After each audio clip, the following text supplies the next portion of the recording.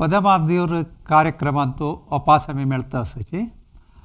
एक भाशेक ताजें सौंदर्य आनी ताजी संपत म्हळ्यार क्रियापद ಸ್ವಲ್ಪ उणें आसता नामपदाक होलीक करतना जाल्यार ते भारी प्रामुख्य एक भाशेचे बांदपांत ताजें पात्र प्रामुख्य आसता आनी तसल क्रियापद आमगेल्या भाशेंतल्यान ते भायर जेव गेल्यार ते भाशेक भारी एक बाधक जाता अशें जाल्यार आमी क्रियापदा वयर एक सान विचाराची पळया आमगेल्या जिवाक मनशाल जिवाक वांचूक जाल्यार मुख्य नाकांतल्यान वारें श्वास जाय मागीर एक तोंडांतल्यान खाण जेवण जाय हे दोनी मनशाले भारी मूलभूत अगत्य आसा हे दोन क्रियेंतू आमकां गोत्ता आसा पुरो एक 10-20 लायक क्रियापद आमी सोदून काडयात आतां उसर घेवचेच पळय आमी उसर घेवचे एक प्रक्रिया रेस्पिरेशन म्हणटाची वारें वयर वता आनी भायर येता हे अंगांतल्यान आमी आनीक व्हड क्रिया करता ते हुंगप म्हणटा हुंगचे खंयचे एक आहार खातना आमी ते हुंगून ताजे परमळ आमकां अगत्य आसा तशीच ताजी तोग्गसचे भाग तोंडांतल्यान सगळे आहार पदार्थ आमगेले शरिरा वता आनी हे आहार पदार्थांतू प्रमुख ग्लुकोज प्रोटीन खनिज सल्फर विचार आमगेल्या अंगाक मेळटा हे एक क्रियेंतू खावचे म्हणटा आमी इटींग तिन्नोद हे खावची प्रक्रिया बारी सुलभ म्हणून दिसला रे आमकां हातूंत कितले विंगड प्रकाराचे वैविध्यमय क्रिया तोंडा भितर जाता तोंडा भितर पळोवचें गेल्यार जीब आनी दांत प्रमुख आसता आनी स्वल्प ते एक पशेचे ते आमी ताका भायर पडल्यार उश्ट म्हणटा हेज्या ते एक जिर्णाक सहकार करचे एक द्रव असले एक हाजे भितर खावची म्हणटना आमी सुरवेक आमकां ओगोग्गी आनी चड आहार पदार्थ तोंडा भितर चेपला केळवळा अशी जाता चेरडू आनी तशी खाताची गबगबने तिन्नूद म्हणटा आमी मुक्कूद हे एंगल्फींग म्हणटा इंग्लिशांत हे एक क्रिया म्हळ्यार तोंडा भोवन आहार धरून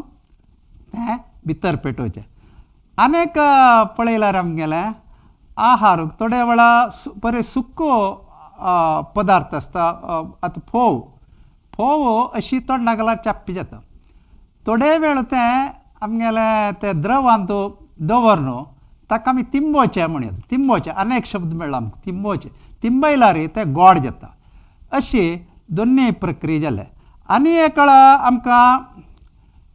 कळटा कसो म्हळ्यार खावचे हाजे भारी आरंभीक एक क्रिया म्हळ्यार ते चिवचे म्हणटा इत्या म्हळ्यार सगळी प्राणी पक्षी ताचे सान चेरडो आसतना आतां वासरू आसतना ते अवसुले चिवन ताका आहार मेळटा तशी चिवप म्हणलें एक मूलभूत खावचे प्रक्रिया आमी ते तशी घेवन मुखार गेल्यार आमकां चिवची जाताचे आमकां मेळटा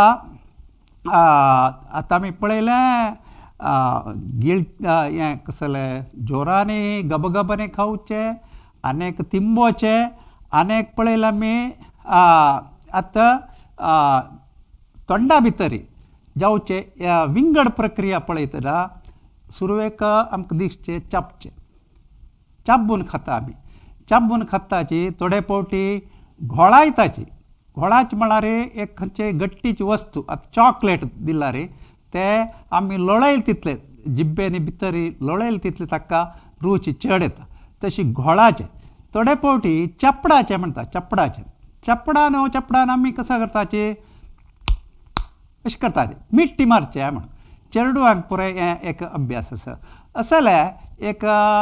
चपडाचे चिवचे चापचे तिंबोचे आनी गबगबने गिळचे हे पुरा आमगेले प्रक्रिये दाखोवन आमी मुखार गेल्यार आमकां मागीर मेळचे थोडे फावटी आमकां हे गोडशे आनी आसतना ताका भुरकुचे म्हणटाले म्हळ्यार ಸ್ವಲ್ಪ फोर्सारी आमी ते खाताची आनी ताका रूच येवचे खातीर ते खावचे विधानाची ते भुरकूचे म्हणटा आनी एका कळा आमकां बारीक द्रव पदार्थ आमगेले आयदनां कंट्रोलार आमी लेवचे म्हणटाचे लेवचे हाता बोट लेवचे हें पुरा हें एक खावचे प्रक्रिया अशी लेवचे जाल्ले भुरकूच जाल्ले आनी पुरा जात्ताची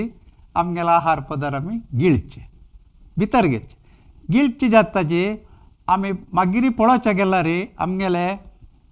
तोंडांतल्यान आनी एक व्हड एक क्रिये एक एक्शन आमी विसरल्याची ते उलोवचे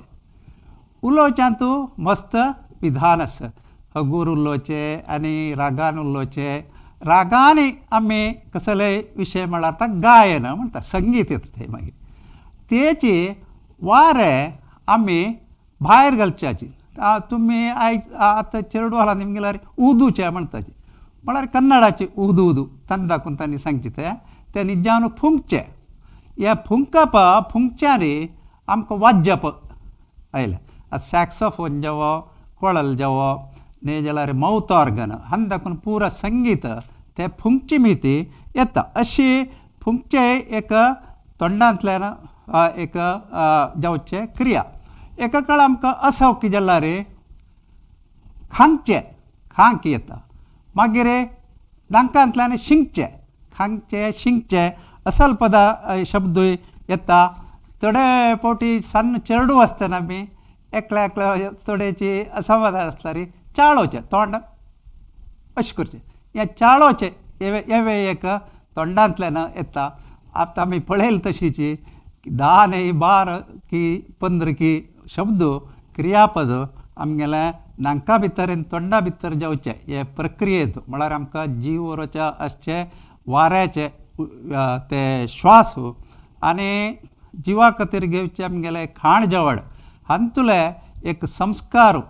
तांतू जावचे एक्शन वर्ब्स म्हळ्यार क्रियापद हाका आमी पळयले हे इतले सुंदर एक क्रियापदाचे संग्रह तोंडा भितरय आसा म्हणटना विंगड कडेन कितले आसना मुखार संदर्भ मेळटना आनी थोडे क्रियापद पळया ते दवरताय नमस्कार.